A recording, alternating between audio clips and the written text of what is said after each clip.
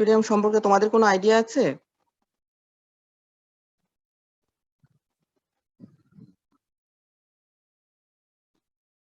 জি madam.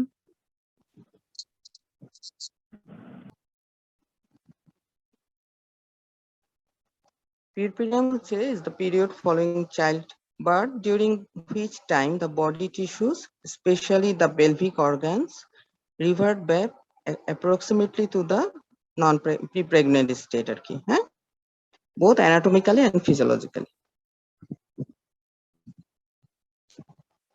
তাহলে এই সময় যে ডেলিভারি করালো সেই মাকে আমরা কি বলবো? পিউরপেরা। আর এই পিরিয়ডটাকে বলবো পিউরপেরিয়াম। এটা সাধারণত 6 to 8 উইকস হয়, ঠিক আছে? তো 6 to 8 উইকস টাইমটাকে আমরা 3 ভাগে ভাগ করি। একটা হচ্ছে ইমিডিয়েট যেটা মানে ফার্স্ট 24 আওয়ার্স। এই সময়টাকে আমরা স্পেশাল অ্যাটেনশন দেই, কারণ ইমিডিয়েট কমপ্লিকেশন গুলো এই সময়তেই হয়। সেই জন্য ইমিডিয়েট টাইম ফর 24 আওয়ার্স এটা হচ্ছে ইমিডিয়েট পিউরপেরিয়াম। আর ফার্স্ট 7 ডেজ সেখানেও দেখা যায় যে কিছু কমপ্লিকেশন হয়, সেজন্য এখানেও আমরা যেন একটা চেক আপ করি মাকে, সেজন্য ফার্স্ট 7 ডেজ হচ্ছে আর্লি পিউরপেরিয়াম, এবং পরবর্তী যে 5 উইকস থাকছে সেটাকে আমরা বলছি রিমোট। তাহলে ইমিডিয়েট, আর্লি এবং রিমোট। তাহলে জাস্ট আফটার ডেলিভারি এই সময় থেকে ফার্স্ট 6 উইকস টাইমটাকে আমরা বলছি পিউরপেরিয়াম। এখন এই সময়টাতে যদি কোনো কমপ্লিকেশন থাকে তাকে আমরা একভাবে কেয়ার নিব। যদি কোনো, এটা একটা নর্মাল ফিজিওলজিক্যাল প্রসেস লেবারটা, ডেলিভারি, সুতরাং এই সময় যদি তেমন কোনো নর্মাল যেসব চেঞ্জ গুলো থাকে সেগুলো যদি থাকে তাহলে তাকে আমরা বলবো নর্মাল পিউরপেরিয়াম। তাহলে যখন একটা মা ডেলিভারি হয়ে গেল তাহলে ফার্স্ট 1 আওয়ার হচ্ছে ফোর্থ স্টেজ অফ লেবার। সেই সময় যে আমরা মাকে খেয়াল রাখছি তার কোনো কমপ্লিকেশন হচ্ছে কিনা সেটা দেখছি, হ্যাঁ। তাহলে এই তারপর থেকে যে অবজারভেশন, এক্সামিনেশন, এটা হচ্ছে যে ইমিডিয়েট পিউরপেরিয়াম। সেই সময় আমরা মাকে কি করব? মায়ের হেলথটাকে রেস্টোর করব, তার একটু রেস্টোর দ্য ম্যাটারনাল হেলথ। আর কি করব? যে ফার্স্ট 3 to 4 ডেজ রেঞ্জ হচ্ছে 7 ডেজ এর মধ্যে ইনফেকশন হয়, আমরা যেন এই সময় কোনো তার ইনফেকশন না হয় সেটাকে আমরা প্রিভেনশন করব। এবং আর কি করব? যে যেহেতু সে এই সময় ব্রেস্ট ফিড করাবে তার বেবিকে, সেজন্য তার ব্রেস্টের টেক কেয়ার করব, এবং মাকে নেক্সট প্রেগন্যান্সি স্পেসিং এর জন্য, কন্ট্রাসেপশনের জন্য তাকে মোটিভেট করব। এটাই হচ্ছে যে একটা নর্মাল পিউরপেরিয়ামের ম্যানেজমেন্টের প্রিন্সিপাল। তাহলে ইমিডিয়েট অ্যাটেনশন, যে ইমিডিয়েট 24 আওয়ার টাইমটা, এই সময় আমরা তাকে কি অ্যাটেনশন দিব? তাহলে যে কোনো ম্যানেজমেন্টে কি আসে? হিস্ট্রি, এক্সামিনেশন এবং কিছু ইনভেস্টিগেশন। তাহলে আমরা মাকে জিজ্ঞেস করবো যে তার কোনো সমস্যা আছে কিনা, তার ব্যথা, তার এক্সেসিভ ব্লিডিং, হ্যাঁ, তার রিগার্ডিং ব্রেস্ট ফিডিং কোনো সে প্রবলেম ফেস করছে কিনা, এগুলো তাকে আমরা জিজ্ঞেস করব।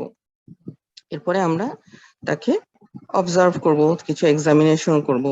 সাধারণত আমরা কি দেখি? তার প্রথমে ফেসটা দেখি, তাই না? তার টেম্পারেচার দেখব, তার কোনো স্টেট অফ অ্যানিমিয়া দেখব, তার ডিহাইড্রেশন আছে কিনা এটা দেখব তার টাঙে। এরপরে আমরা কি করব? তার পালস দেখব, ব্লাড প্রেশার দেখব। তাহলে ফার্স্ট 24 আওয়ারে আমরা এই জিনিসগুলো দেখব মায়ের। এবং আর কি করব? মাকে আমরা ইমোশনাল সাপোর্ট দিব। জাস্ট আফটার ডেলিভারি তার একটা চেঞ্জ অফ লাইফ, হ্যাঁ, ফিজিওলজিক্যাল একটা চেঞ্জ হচ্ছে, এই সময়ে সে যেন নিজের কেয়ার নিতে পারে, তার বেবির কেয়ার নিতে পারে, সেজন্য আমরা তাকে, মাকে একটা ইমোশনাল সাপোর্ট দিব। পেইন রিলিফ করব। তার বেবি যদি হেলদি হয় এই সময় মা একটা সেন্স অফ হ্যাপিনেস থাকে, একটা রিলিফ থাকে যে তার একটা হেলদি বেবি হয়েছে। তাহলে আমরা তাকে একটা ইমিডিয়েট একটা এক্সামিনেশন করে নিব, যে তার পালস দেখবো। ফার্স্ট 24 আওয়ারে সাধারণত পালসটা একটু বেশি থাকতে পারে, সেই জন্য আমরা অডিট হব না ফার্স্ট 24 আওয়ারে। এটা 24 আওয়ারের পরে নর্মাল হয়ে যাবে। ফার্স্ট 24 আওয়ারে টেম্পারেচারটা একটু বেশি থাকতে পারে, কিন্তু এটা সাধারণত 99 ডিগ্রি ফারেনহাইট পার হয় না। তাহলে ফার্স্ট 24 আওয়ারে যদি আমি 99 পাই তাহলে আমি তেমন একটা অডিট হব না। তারপরেও যদি এটা পারসিস্ট করে তখন আমার জেনিটো ইউরিনারি ট্র্যাক্টে কোনো ইনফেকশন আছে কিনা সেটা আমাকে এক্সক্লুড করতে হবে। তার রেসপিরেটরি রেট দেখবো, হ্যাঁ, প্রেসার দেখবো, তার লকিয়া, আমরা জানি এই সময় যে তার পিভি ব্লিডিং হয়, হ্যাঁ, সেটাকে আমরা কি বলি, লকিয়াল ডিসচার্জ, সেটা দেখবো। সাধারণত লকিয়াল ডিসচার্জটা কেমন হয় এই সময়ে? লকিয়া তাহলে আমরা কাকে বলবো, যে vaginal discharge for the first fortnight, 2 সপ্তাহ পর্যন্ত, ডেলিভারির পর থেকে 2 সপ্তাহ পর্যন্ত যে ভ্যাজাইনাল ডিসচার্জটা যায় তাকে আমরা বলি লকিয়া। লকিয়াল ডিসচার্জকেও আবার 3 ভাগ করা হয়েছে। প্রথমেই হচ্ছে যে একটু ব্লাড বেশি যায়, এই জন্য তাকে বলা হয় লকিয়া রুব্রা। এই সময় ব্লাড থাকে, সাথে ফিটাল মেমব্রেন, ডেসিডুয়া, ভার্নিক্স এগুলো থাকতে পারে। এটা সাধারণত ফার্স্ট 4 to 5 ডেজ থাকে। লকিয়া এরপরে আসে সেরোসা। সেরোসার মধ্যে একদম আরবিসি থাকে, কিন্তু বেশি থাকে লিউকোসাইট। এছাড়া মিউকাস থাকে, উন্ড এক্সুডেট থাকে, হ্যাঁ, কিছু মাইক্রো অর্গানিজম থাকে। এই জন্য এটা কেমন কালারটা হয়, সাধারণত একটু ব্লাড স্টেইনড হয়। এই জন্য এটাকে বলা হয় লোকিয়া সেরোসা। এটা সাধারণত প্রথম 9 থেকে 10 দিন থাকতে পারে। পরের যে 4-5 দিন যে ডিসচার্জটা যায় সেটা সাধারণত একটু সেরাস টাইপের, একটু হোয়াইটিশ ডিসচার্জ, বেশিরভাগই ডেসিডুয়াল সেল থাকে, মিউকাস থাকে, সেজন্য এটা দেখতে কেমন হয়, একটু হোয়াইটিশ, এই জন্য এটাকে বলা হয় লোকিয়া অ্যালবা। এইভাবে প্রথম 2 থেকে 3 সপ্তাহ পর্যন্ত যে ডিসচার্জটা যায়, ভ্যাজাইনাল ডিসচার্জ, একে বলা হয় লোকিয়াল ডিসচার্জ। তাহলে এটা যদি ফার্স্ট 24 আওয়ার যদি এক্সেসিভ যায়, তাহলে আমরা তাকে কি বলবো, পিপিএইচ বলবো। আবার যদি সেকেন্ড থার্ড বা ফার্স্ট 7 ডেজ এর মধ্যে যদি বেশি যায়, প্রথমে ভালো যাচ্ছিল, পরবর্তীতে আবার বেশি যাচ্ছে, তাহলে এটা সেকেন্ডারি পিপিএইচ, হ্যাঁ, সেটার কজ সাধারণত ইনফেকশন হয়। তাহলে আমরা সেই জন্য লকিয়াল ডিসচার্জটা কেমন হচ্ছে সেটা একটু জেনে নিব মায়ের কাছ থেকে।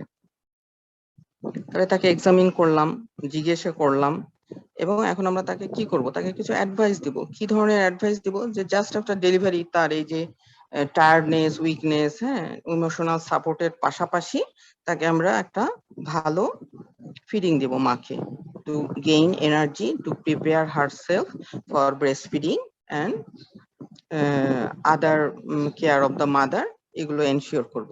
সেজন্য মাকে আমরা কি করব, যে তুমি এত এত একটা কাজ করেছো, এখন শুয়ে থাকো কয়েকদিন, সেটা কি আমরা বলবো? তা না। তার রেস্টের পাশাপাশি, যে সে কিছুক্ষণ 2-4 ঘন্টা রেস্ট নিবে, পাশাপাশি তাকে আমরা এনকারেজ করব আর্লি অ্যাম্বুলেশনের জন্য। কারণ আর্লি অ্যাম্বুলেশন তার অনেক মাইনর এলিমেন্টস, অনেক সাফারিংস কিন্তু রিলিভ করবে। একটা সেন্স অফ, আমরা যদি বলে তুমি উঠে বসো, 2 পা হাঁটো, হ্যাঁ, নিজে নিজে টয়লেটে যাও, এই জিনিসগুলো যখন আমরা তাকে বলবো, তার একটা কি হবে, যে তার একটা সেন্স অফ ওয়েল বিং আসবে। হ্যাঁ, ফলোইং ভ্যাজাইনাল ডেলিভারি বা ফলোইং সিজারিয়ান সেকশন, হ্যাঁ, সে মনে করবে যে আমি অসুস্থ হয়ে গেলাম কিনা এত বড় একটা কাজের পরে। কিন্তু তা না, সে যখন নিজে থেকে হাঁটবে, নিজের কাজগুলো করতে পারবে, তখন একটা সেন্স অফ ওয়েল বিং আসবে। এছাড়া তার আর্লি অ্যাম্বুলেশনের কারণে তার এই যে ব্লাডার যে কমপ্লিকেশন হয় এই সময়ে, কনস্টিপেশন হয়, এগুলো থেকেও সে রিলিফ পাবে। আর তো বললাম হাঁটা চলাতে গ্র্যাভিটি কাজ করবে, ফলে ইউট্রাইন ড্রেনেজ হবে, ভালো ইউট্রাইন ড্রেনেজ হবে, এবং ইনভলিউশনটা হ্যাসেন হবে, যে ইউটেরাসের যে ইনভলিউশন সেটা হ্যাসেন হবে। এছাড়া দেখো যে প্রেগন্যান্সি এবং পিরপিরিয়াম, এটা কিন্তু একটা হাইপার কোয়াগুলেবল স্টেট।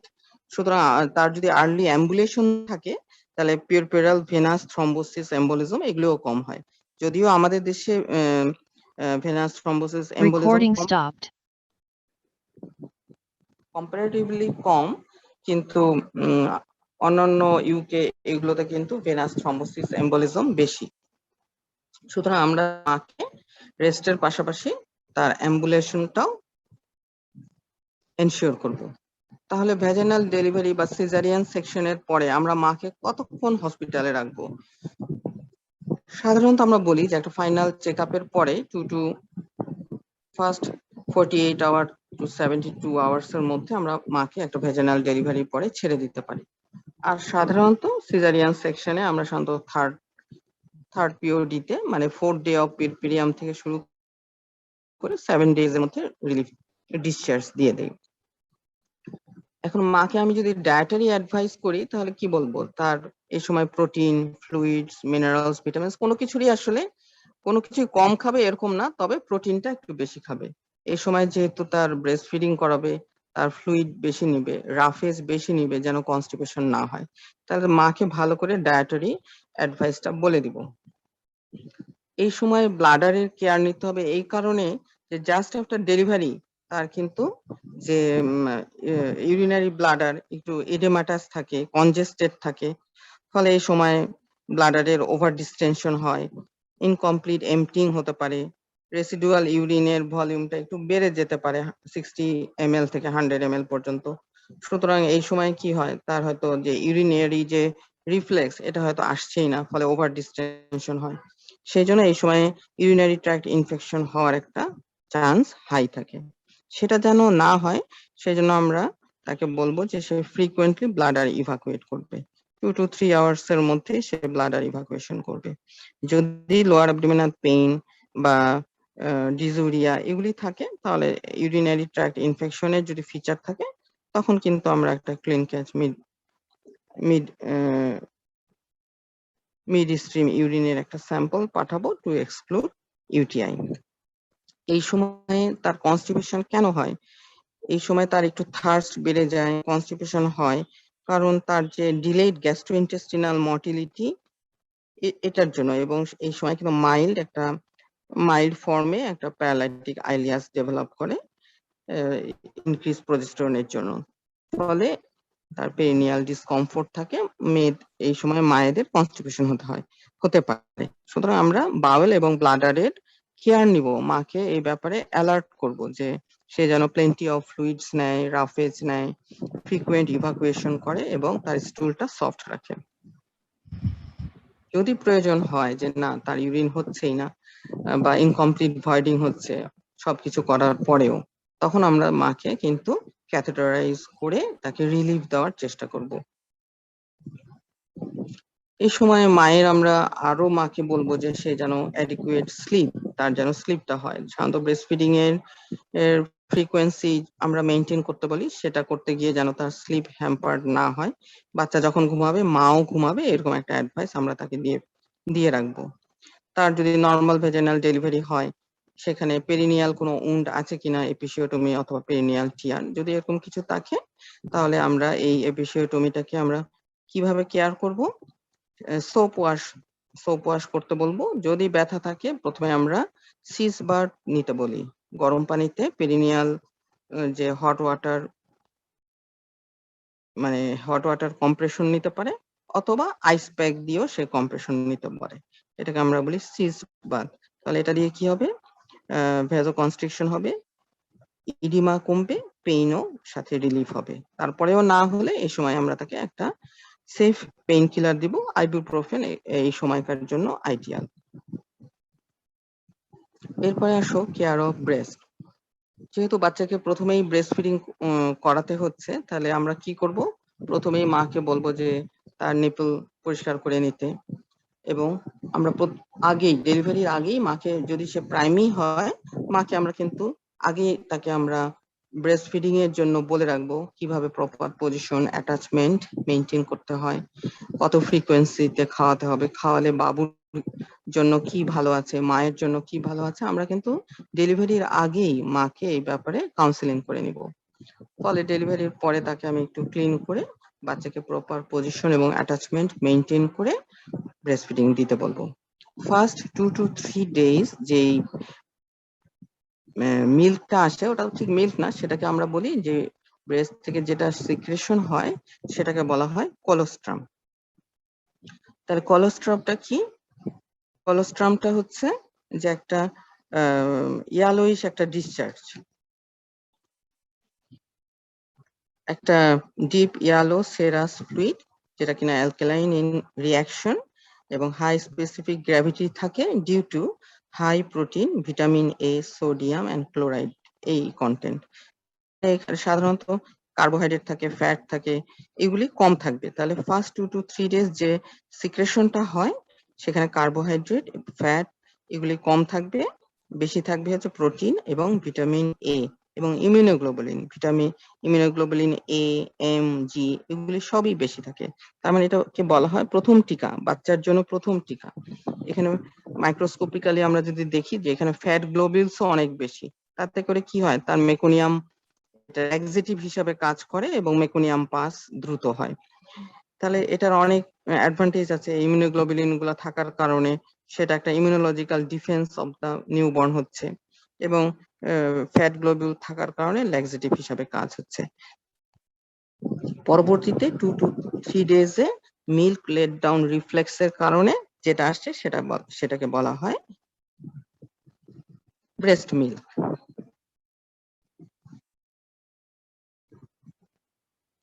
এবং একই সাথে আমাদেরকে কি করতে হবে, মা এবং বাবুকে, বেবিকে একসাথে রাখতে হবে। এটাকে বলা হয় ম্যাটারনাল ইনফ্যান্ট বন্ডিং। হ্যাঁ, এটা রাখলে অনেকগুলো সুবিধা আছে, যে তাদের মধ্যে একটা বন্ড তৈরি হচ্ছে, ব্রেস্ট ফিডিং ইনিশিয়েশনটা আর্লি হচ্ছে, হ্যাঁ, ইনফেকশন কন্ট্রোল হচ্ছে। আমাদের পরবর্তীতে এটা তোমরা পড়বে যে বাচ্চার টেম্পারেচার মেনটেন হবে, হ্যাঁ, বাচ্চা সিকিউর ফিল করবে, তার ইন্টেলিজেন্স বাড়বে, ব্রেস্ট ফিডিংটা ইনিশিয়েশন আর্লি হবে এবং প্রপারলি হবে, এবং বাচ্চার ইনফেকশন কন্ট্রোলও হবে। মা বাচ্চার জন্য সবচেয়ে সেফ জায়গা। এবং অবশ্যই আমাকে যখন মাকে এবং বাচ্চাকে সেফ রাখার জন্য অ্যাসেপসিস, অ্যান্টিসেপসিস এগুলি মেনটেন করতে হবে, নাহলে দুজনেরই যে কোনো একজনের নজোকোমিয়াল ইনফেকশন হতে পারে যদি আমরা অনেক বেশি ভিজিটর অ্যালাউ করি, যদি আমরা সেপসিস, অ্যাসেপসিস মেনটেন না করি। এই সময়ে মা কিন্তু এই যে ইমিডিয়েট ফার্স্ট 3 ডেজ এর মধ্যে বাচ্চা যদি পজিটিভ হয়, তাকে আমরা অ্যান্টি-ডি গামা গ্লোবুলিন ইমিউনাইজেশন করে ফেলতে পারি।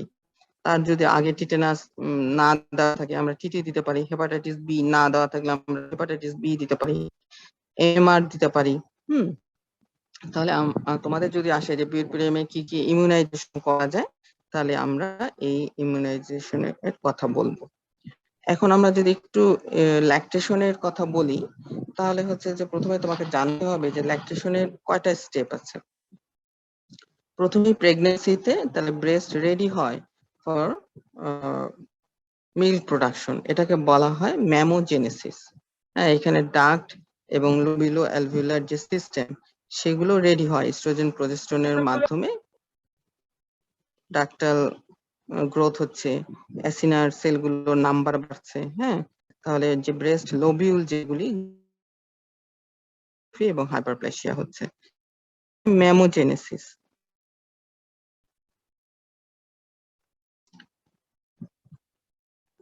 Synthesis and secretion from the breast alveoli, যে মিল্ক তৈরি হচ্ছে ডিউ টু প্রোল্যাকটিন হরমোনের জন্য, এটাকে বলা হয় ল্যাক্টোজেনেসিস। তাহলে প্রথমে ব্রেস্ট নিজে তৈরি হচ্ছে, তার গ্ল্যান্ডুলার টিস্যুকে প্রিপেয়ার করছে, তারপরে সেখানে যে অ্যাসিনার সেলগুলো আছে সেখানে মিল্ক হচ্ছে, এটাকে বলা হয় ল্যাক্টোজেনেসিস। এটা কখন হচ্ছে? After delivery. আর কোন হরমোনের জন্য হচ্ছে? এটা হচ্ছে ডিউ টু প্রোল্যাকটিন হরমোন। আর যেটা ম্যামোজেনেসিস সেইটা রেসপন্সিবল হরমোন গুলো হচ্ছে ইস্ট্রোজেন এবং প্রজেস্টেরন। আর ইজেকশন সেটা হচ্ছে যে সেল থেকে ডাক্ট দিয়ে যখন মিল্কটা, তখন সেটাকে বলা হয় ইজেকশন অফ। এটা কোন হরমোনের জন্য হচ্ছে? এটা হচ্ছে ডিউ টু অক্সিটোসিন। তারপরে যে সে 6 মাস বা 2 বছর পর্যন্ত যে বাচ্চা ব্রেস্ট ফিডিং করাবো, বাচ্চাকে যে ব্রেস্ট ফিডিং করা বা গ্যালাক্টোপোয়েসিস, এটা কেন হচ্ছে? এটা হচ্ছে ডিউ টু প্রোল্যাকটিন হরমোন। তাহলে প্রোল্যাকটিন, ল্যাক্টোজেনেসিস এবং গ্যালাক্টোপোয়েসিস, এই দুই প্রোল্যাকটিন কাজ করছে। আর ইজেকশন অফ মিল্ক বা গ্যালাক্টোকাইনেসিস এর জন্য হচ্ছে মেইনলি অক্সিটোসিন, এবং প্রিপারেশন অফ দ্য ব্রেস্ট এর জন্য দরকার হচ্ছে ইস্ট্রোজেন এবং প্রজেস্টেরন।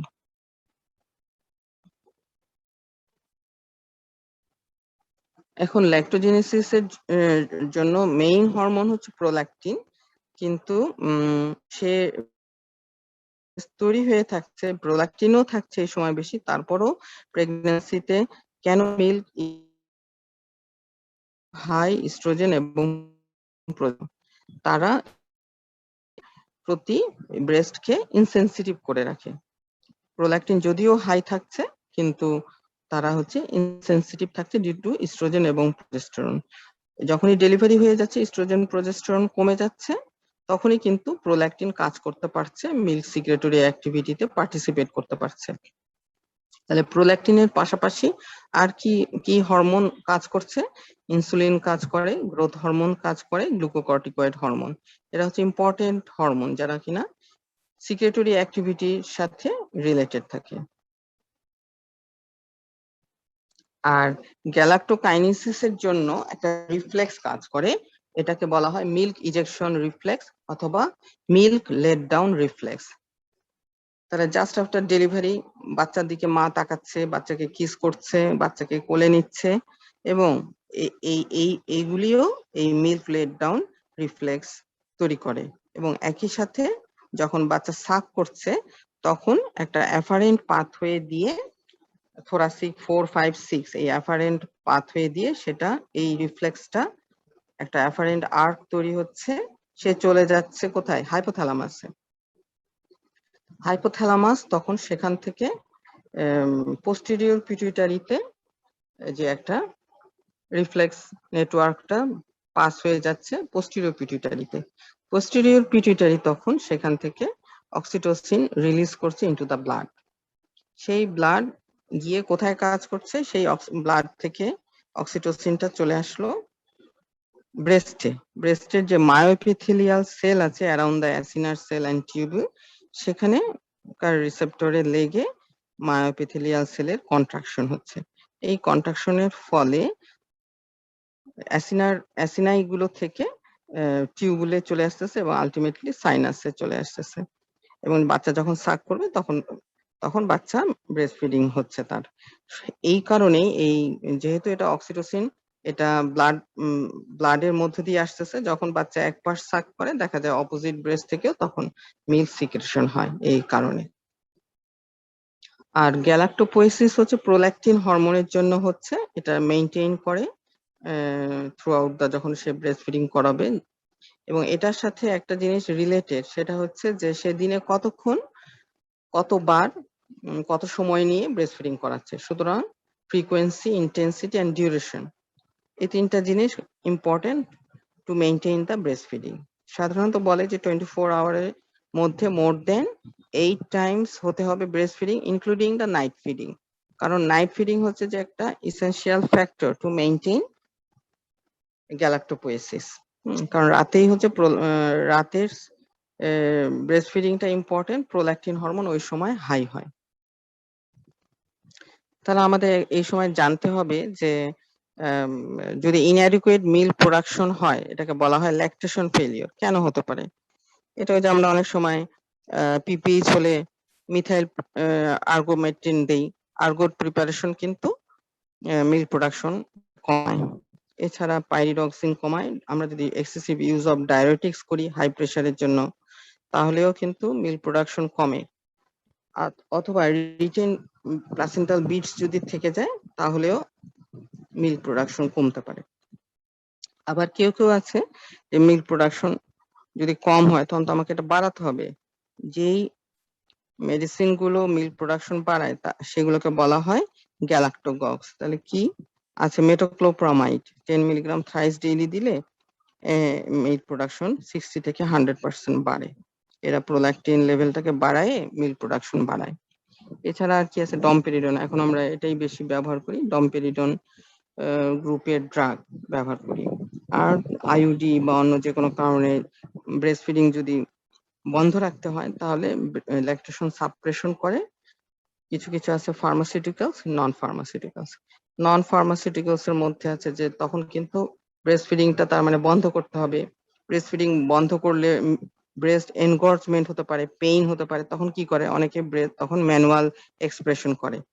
তাহলে যদি আমি ব্রেস্ট ফিডিং বা মিল্ক সিক্রেশন বন্ধ করতে চাই, তাহলে ম্যানুয়াল সিক্রেশন বা মিল্ক এক্সপ্রেশন এটা করা যাবে না, এটা বন্ধ করতে হবে এবং টাইট একটা সাপোর্ট দিতে হবে। আচ্ছা, আর কি কি কেমিক্যালস দিয়ে আমি বন্ধ করতে পারি মিল্ক সাপ্রেশন? আগে আমরা ইস্ট্রোজেন দিয়ে করতাম, কিন্তু নাওএডেজ এটা ভেনাস থ্রম্বোএম্বোলিজমের জন্য ইস্ট্রোজেন ব্যবহার করা হয় না। ব্রোমোক্রিপ্টিন দেওয়া হতো, কিন্তু এটারও কিছু ডিসঅ্যাডভান্টেজ আছে, যেমন হাইপোটেনশন করে, মায়োকার্ডিয়াল ইনফার্কশন এগুলো করতে পারে। তারপরেও আমরা ব্রোমোক্রিপ্টিন অথবা লং অ্যাক্টিং যেগুলি আছে ক্যাবারগোলিন এগুলো দিয়ে আমরা মিল্ক সাপ্রেশন করে থাকি।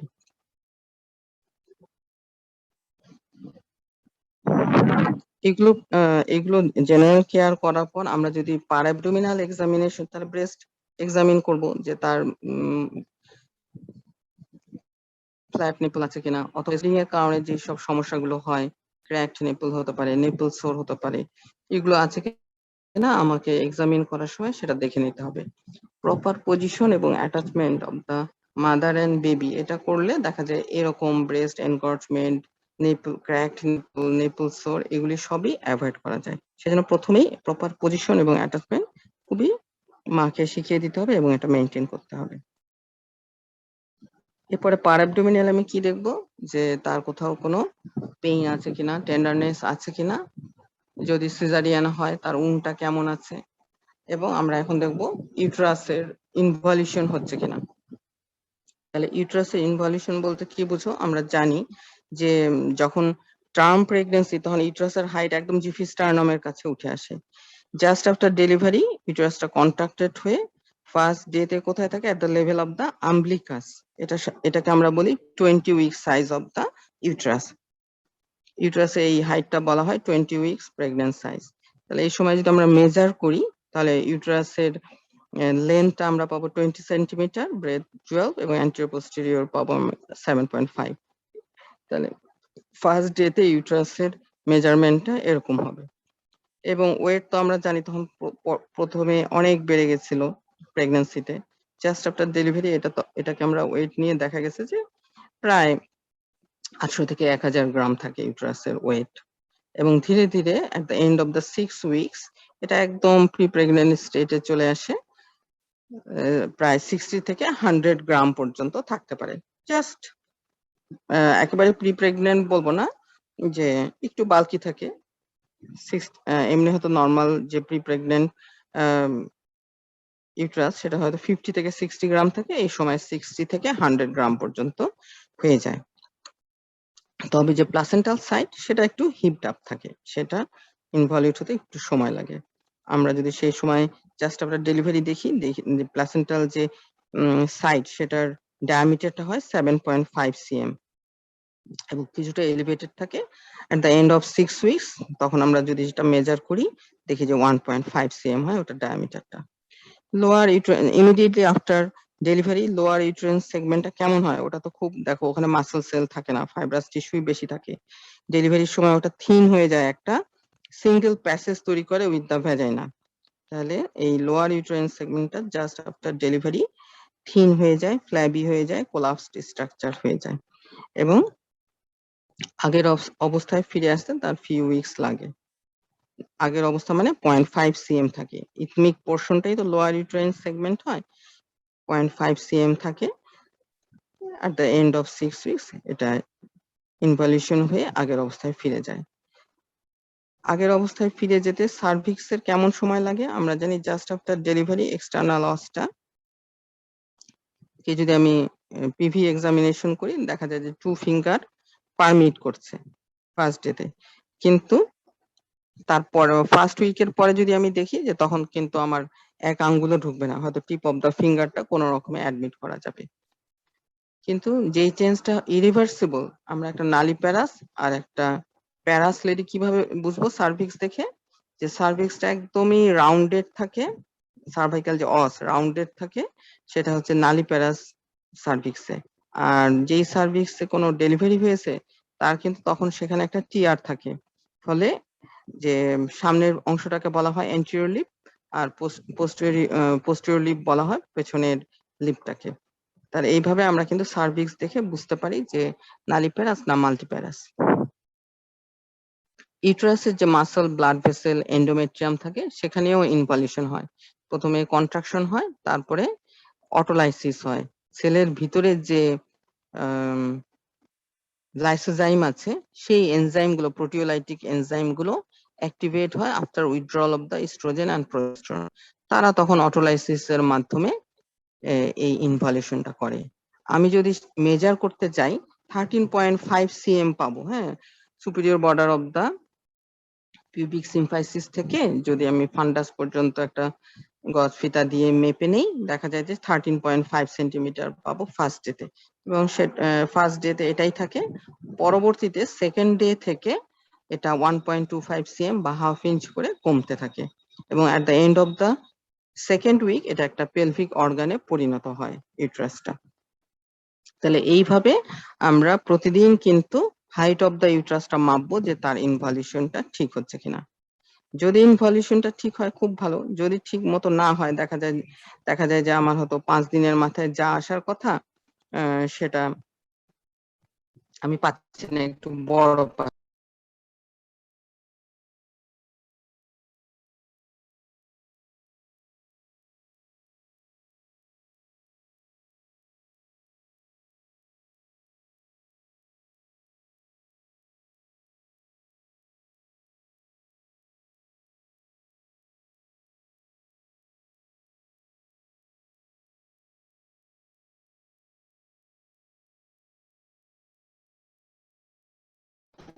সেগুলি যদি থাকে তাহলে কিন্তু আমরা ইন্টারেস্টটা বেশি পাবো। তাহলে ইনভলিউশন ঠিক মতো হচ্ছে নাকি সাব ইনভলিউশন, সেটা আমরা হাইট অফ ইউট্রাসটা দেখে ফার্স্ট উইক মেজার করতে পারবো। সুপার ইনভলিউশন বলেও একটা কথা আছে, যে অনেক ভালো ব্রেস্ট ফিডিং করালে তখন ইউট্রাসটা দেখা যায় নর্মাল সাইজের থেকেও ছোট হয়ে যাচ্ছে, সেটাকে বলা হয় সুপার ইনভলিউশন। আবার যখন ব্রেস্ট ফিডিং ছেড়ে দিবে, ল্যাকটেশন উইথহেল্ড হবে, তখন দেখা যাবে আবার আগের যে অবস্থায় ছিল সেই অবস্থায় ফিরে গেছে। Vagina, pelvic ligaments, pelvic floor,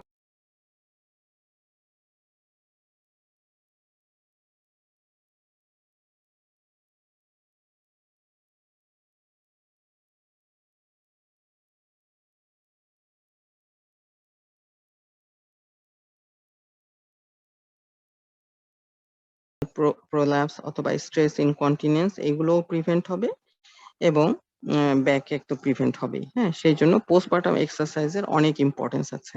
আমরা এটাকে গুরুত্ব দিব, মাকে এটা এক্সারসাইজটা শিখিয়ে দিব কিভাবে করতে হয়, এবং এটার যে সুবিধা সেগুলো তাকে কাউন্সিলিং করব যেন সে এটা গুরুত্ব বুঝে এক্সারসাইজটা করে।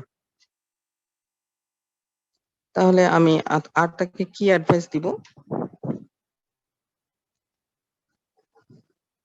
তার জেনারেল হেলথ ইমপ্রুভ করার জন্য ডায়েটারি অ্যাডভাইস দিলাম, এবং পাশাপাশি তার যে লস হয়েছে ডেলিভারির সময়, তার যে লস হয়েছে এই লসটা মিট আপ করার জন্য আমরা আয়রন থেরাপি দিব, ওরাল আয়রন থেরাপি দিব, এক্সারসাইজের কথা বলবো, এবং ডে টু ডে অ্যাক্টিভিটিস গুলো যদি কোনো সমস্যা না থাকে সে রিজিউম করবে, ব্রেস্ট ফিডিং করাবে নিউবর্নকে ফর 6 মান্থস, এবং ওটাকে বলা হয় এক্সক্লুসিভ ব্রেস্ট ফিডিং করাবে, এবং এতে করে যে বেনিফিট গুলো হবে সেটা মাকে আমাকে বলতে হবে, এবং ফ্যামিলি প্ল্যানিং যে মেজার সেটা সে নিবে। আচ্ছা, তার মেনস্ট্রুয়েশন এবং ওভুলেশন যে চেঞ্জ গুলো হয় পিরিয়ডে, তাহলে আমরা যদি বলি যে তার মেনস্ট্রুয়েশন ওভুলেশন কখন হবে, সাধারণত যদি নন ল্যাকটেটিং হয় যে কোনো কারণেই, তাহলে কিন্তু সাধারণত মেনস্ট্রুয়েশন ওভুলেশন দুটোই আর্লি চলে আসে। ধরো আর্লিয়েস্ট 3 উইকের মধ্যে ওভুলেশন হয়ে যেতে পারে, 6 উইকের মধ্যে তার মেনস্ট্রুয়েশন হয়ে যেতে পারে। কিন্তু যদি নন ল্যাকটেটিং মাদার হয় তাহলে কিন্তু এটা একটু ডিলেড হবে ডিউ টু হাই প্রোল্যাকটিন লেভেলের জন্য। তাহলে কেন ব্রেস্ট ফিডিং করালে কি হয়, প্রোল্যাকটিন লেভেলটা হাই থাকে, হাই থাকার কারণে তার এফএসএইচ লেভেলটাও যেমন কম থাকে, এলএইচ লেভেলটাও কম থাকে। এফএসএইচ লেভেল কম থাকার কারণে প্রতি সাইকেলে যে একটা bunch of ovarian follicle recruit হয়, গ্রোথ হয়, সেটা হয় না, তাহলে ফলিকুলার গ্রোথ গুলো হয় না। আর যদি ফলিকুলার গ্রোথ না হয়, ইস্ট্রোজেন কম থাকে, ইস্ট্রোজেন কম থাকার কারণে সেখানে এন্ডোমেট্রিয়াল গ্রোথ হয় না, মেনস্ট্রুয়েশন হয় না। আর এলএইচ সাপ্রেশনের কারণে এলএইচ সার্চ হয় না, এলএইচ সার্চ না হলে সেখানে ওভুলেশনও হবে না। এইভাবে কিন্তু ব্রেস্ট ফিডিং এর কারণে হাই প্রোল্যাকটিন লেভেল থাকে, এবং হাই প্রোল্যাকটিন লেভেলটা অ্যানোভুলেশন করছে এবং অ্যামিনোরিয়া করছে। এই কারণে বলা হয় LAM6 ল্যাকটেশনাল অ্যামিনোরিয়া। হ্যাঁ, ফর 6 মান্থ করলে অ্যানোভুলেশন হচ্ছে, এইভাবে সে 98% কন্ট্রাসেপশন মেজারটাকে আমরা করতে পারছি।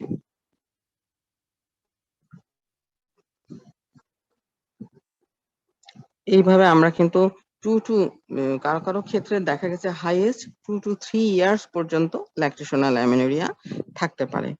আর এদিকে যদি আর্লিয়েস্ট হয় সাধারণত দেখা যাচ্ছে যে 2 মান্থ থেকে 3 মান্থ, অ্যাভারেজ 3 মান্থের মধ্যে মেনস্ট্রুয়েশন এবং ওভুলেশন চলে আসছে, অনেকেরই চলে আসছে।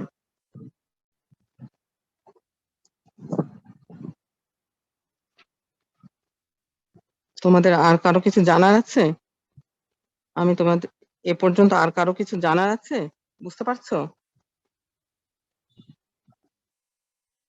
আচ্ছা, এই সময়ে কিছু কিছু মাইনর এলিমেন্টস হয় এই যে পেরিপেরামে, যেগুলো কিনা ফিজিওলজিক্যাল রিজনে যে চেঞ্জ গুলো হচ্ছে সেই কারণে কিছু কিছু এলিমেন্টস হয়।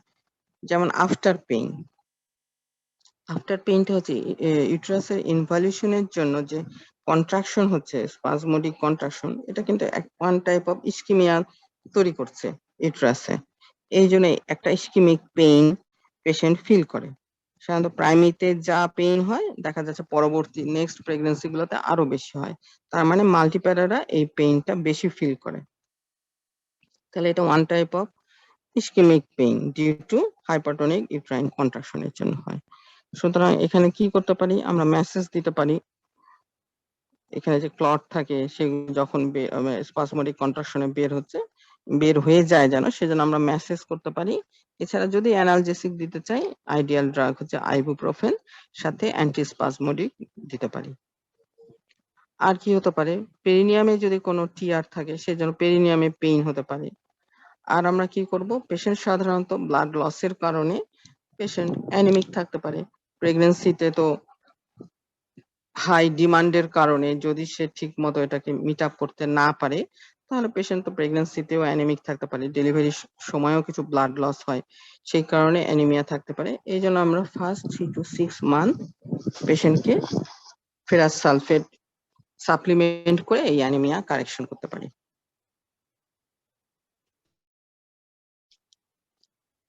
এছাড়া আর কি হতে পারে অ্যানিমিয়া কারেকশন করব? এছাড়া আর যেটা হতে পারে যে 6 উইকসে গিয়েও আমরা কিন্তু পেশেন্টকে আবার যে দেখবো, তখন কি হতে পারে, তখন আমরা জেনারেল এক্সামিনেশন করব। 6 উইকস এর মাথায় গিয়ে যা আবার তোমার কাছে আসবে, তখন আমরা মাকে এক্সামিন করব। পিরপিরামে পিরপিরামে এক্সামিনেশন, হিস্ট্রি এক্সামিনেশন শুধুমাত্র মায়ের নিলে কখনো এটা কমপ্লিট হবে না। পিরপিরাম কিন্তু দুইজনের জন্য, মা এবং বাচ্চা দুজনকেই আমার দেখতে হবে। আমি যে ফার্স্ট ডেতে সেকেন্ড ডেতে মাকে দেখবো, সাথে বাচ্চাকেও দেখবো। ফার্স্ট সেকেন্ড ডেতে বাচ্চার ফিডিং কেমন হচ্ছে, বাচ্চার স্কিনের কালার কেমন আছে, রেসপিরেশন কেমন আছে, সেখানে কোনো ইনড্রয়িং হচ্ছে কিনা, হ্যাঁ, তার বাউল ব্লাডারের মুভমেন্ট হচ্ছে কিনা, তার আম্বিলিকাল স্টাম্প কেমন আছে। তাহলে আমরা কিন্তু মাকে যখনই পিরপিরামে মাকে যখনই এক্সামিন করব, পাশাপাশি বাচ্চাকেও জিজ্ঞেস করব তার ফিডিং ঠিক আছে কিনা, স্লিপ ঠিক আছে কিনা, বাউল ব্লাডার মুভ করছে কিনা, এগুলো জিজ্ঞেস করব। পাশাপাশি আমি এক্সামিন করব, বাচ্চার কালার দেখব, ফন্টানেল দেখব, আই, ইয়ার, হ্যাঁ, তার নেক, এগুলি দেখব, তার হাত পা এগুলি দেখব, আঙুল ঠিক আছে কিনা, হ্যাঁ, তার জেনিটালিয়া দেখব। তাহলে এইভাবে আমি সিস্টেমিক ওয়েতে মা এবং বাচ্চা দুজনকেই কিন্তু এক্সামিন করব। 6 উইকসে যখন মা আসবে আমাদের কাছে, তখন তার ডায়াবেটিস, হাইপারটেনশন, যদি আগে থাইরয়েড ডিসঅর্ডার থাকে, তাহলে এগুলোকে আমার আবার রিঅ্যাসেস করতে হবে। ঠিক আছে? অনেক সময় দেখা যায় যে অবস্টেট্রিক রিজনে গাইনোকোলজিক্যাল কোনো কন্ডিশন অ্যারাইজ করছে কিনা সেটা আমি দেখব। এবং বাচ্চার প্রোগ্রেসটা যে খেয়াল করব, তার ইমিউনাইজেশন শিডিউলটা স্টার্ট হয়েছে কিনা সেটাও আমরা তাকে গাইড করব। এবং ফ্যামিলি প্ল্যানিং মেথডের ব্যাপারে তাকে আমরা তার সাথে ডিসকাস করব। তাহলে রুটিন এক্সামিনেশনের মধ্যে মায়ের ওই যে ওয়েট দেখে নিব, ব্লাড প্রেশার দেখবো, অ্যানিমিয়া দেখবো, ঠিক আছে, তার এই যে ইনভলিউশন ঠিক মতো হয়েছে কিনা, তার অ্যাবডোমিনাল পেরিনিয়াল মাসল, ব্রেস্ট এগুলো কেমন আছে, এগুলো আমরা খেয়াল করব। যদি কোনো মা যদি কোনো সমস্যা বলে, সাধারণত এই সময় কি বলতে পারে, ইরেগুলার ব্লিডিং হয়, লিকোরিয়া হয়, তার অনেকেরই বলে যে মাইল্ড সিস্টোসিল অথবা জেনিটাল প্রোলাপসি থাকতে পারে। এই ধরনের কোনো যদি কমপ্লেইন, তাহলে আমরা পিভি এক্সামিনেশন করব। পিভি এক্সামিনেশন তো জানি, প্রথমে ইনফেকশন করব, ভালভা, ভেজাইনা, পেরিনিয়াম দেখব, তারপরে যে কোনো স্পেকুলাম দিয়ে, স্পেকুলাম হচ্ছে যে ভ্যাজাইনাল ওয়াল দুটা অ্যাপার্ট করে আমি সার্ভিক্সটা দেখে নিব, এবং দেখা যায় যে এই সময় সার্ভাইকাল একটোপি বলে একটা কন্ডিশন আছে, যে ইস্ট্রোজেন হরমোনের কারণে এন্ডোসার্ভিক্সটা বাহিরের দিকে বের হয়ে আসে। এই জন্য ওটা দেখতে কেমন হয়, ব্রাইট রেড ভেলভেটি অ্যাপিয়ারেন্স হয়, যেটা কিনা আমি যদি পিভি এক্সামিনেশন করি ব্লিডস অন টাচ, হ্যাঁ, মাইনিউট উজিং পয়েন্ট থাকতে পারে, এটাকে বলা হয় সার্ভাইকাল একটোপি। সাধারণত ইস্ট্রোজেনের কারণে এই রকম কন্ডিশন হয়, সুতরাং এটা ফিজিওলজিক্যাল। তাহলে প্রথমেই যদি এরকম থাকে, আমি 6 উইকস এর মাথায় আবার তাকে দেখে নিব, যেহেতু এটা হরমোন ইনডিউসড, 6 উইকস এ তো ইস্ট্রোজেন প্রজেস্টেরন কিছু থাকবে না, এটা রিগ্রেস করে যাবে। 6 উইকস এও যদি আমি পাই, সেটাকে আরো 6 উইকস পরে মানে 12 উইকস এর মাথায় কি আমি এটা আবার দেখব। যদি তখনও থাকে, 3 মাস পরেও যদি সার্ভাইকাল একটোপিটা পারসিস্ট করে, তখন সাধারণত অটোরাইজেশন করলে এটাকে রিকভার করা যায়। তাহলে ব্যাকএক আছে কিনা, সাধারণত ব্যাকএক কিসের জন্য হয়? ব্যাকএকটা যদি দেখা যায় জাস্ট আপনার ডেলিভারি, সে পেইনের জন্য অনেক সময় দেখা যায় যে পোস্টারটা মেনটেন করে না। যদি পোস্টার মেনটেন না করে, তাহলে কিন্তু তার একটা ব্যাকএক হতে পারে। এছাড়া অনেক সময় বিভিন্ন অর্থোপেডিক কারণেও ব্যাকএক হতে পারে। রেট্রোভার্সনের জন্য সাধারণত ব্যাকএক হয় না, তাহলে সাব ইনভলিউশন রেট্রোভার্সন যদি একসাথে থাকে তাহলে ব্যাকএক হতে পারে। ইউট্রাইন আছে কিনা আমরা একটু দেখে নেব। যদি মা বলে, দেখা যায় ইউরিনারি বাওয়েল ইনকন্টিনেন্স হতে পারে, স্ট্রেস ইনকন্টিনেন্স হতে পারে। সাধারণত পোস্টপার্টাম যে পেলভিক এক্সারসাইজ আছে, সেই এক্সারসাইজ গুলো করলে এইসব ইনকন্টিনেন্স গুলো বেশিরভাগ ক্ষেত্রে রিকভারি করা যায়। যদি রিকভারি না হয়, পরবর্তীতে আমরা তখন আইডিয়াল ওয়েতে স্পেশাল ইনভেস্টিগেশন করে আমরা সার্জিক্যাল ট্রিটমেন্ট দিয়ে এটা রিকভারি করাবো। আর ইরেগুলার ভ্যাজাইনাল ডেলিভারি সাধারণত একটা কমন কমপ্লেইন্ট। তো 6 উইকস এর পরে তো সাধারণত আবার অনেকেরই মেনস্ট্রুয়েশন হয়ে যায়, তাহলে আমাকে দেখতে হবে যে এটা কি মেনস্ট্রুয়েশন হচ্ছে, নাকি অনেক সময় দেখা যায় যে মোলার প্রেগন্যান্সি হয়, যে তার একটা টার্ম প্রেগন্যান্সির পরে হঠাৎ করে ইরেগুলার হেভি ব্লিডিং নিয়ে আসতেছে। প্লাসেন্টাল বিটস থাকতে পারে, মোলার প্রেগন্যান্সি হতে পারে, অথবা জেনিটাল ট্র্যাক্ট ইনফেকশনের কারণে এরকম ইরেগুলার ব্লিডিং হতে পারে, অথবা সিম্পল মেনস্ট্রুয়েশন হতে পারে। তাহলে আমাকে এটা আইডেন্টিফাই করতে হবে কি কারণে তার ইরেগুলার ব্লিডিং হচ্ছে। অনেক সময় লিকোরিয়া হয়, সেটাই বা কি কারণে হচ্ছে।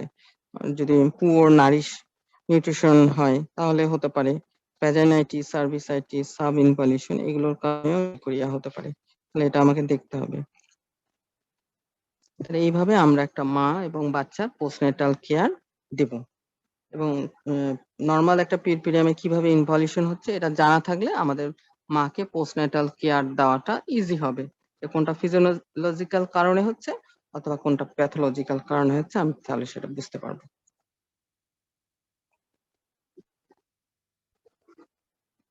পিরপিরিয়াম তোমাদের জন্য ইম্পর্টেন্ট এই কারণেই যে এখান থেকে ধরো তোমার রিটেনের কোশ্চেন থাকবে, বাইবার কোশ্চেন থাকবে। হ্যাঁ, ব্রেস্ট ফিডিং আলাদা করেই পড়ানো হবে। ব্রেস্ট ফিডিং খুবই একটা ইম্পর্টেন্ট চ্যাপ্টার। প্রপার পজিশন এবং অ্যাটাচমেন্ট কি, এখানে কয়েকটা পয়েন্ট আছে, এগুলো তোমাদের একেবারে ঠোঁটের ডগায় থাকতে হবে যেন তোমরা এটা বলতে পারো। ঠিক আছে, ব্যাচ 26 তোমাদের এর পরের ক্লাস থেকে আমি অ্যাটেন্ডেন্স নেব কিন্তু, হ্যাঁ, তোমরা জানিয়ে দিও, আমি এর পরের ক্লাস থেকে তোমাদের অ্যাটেন্ডেন্স নেব।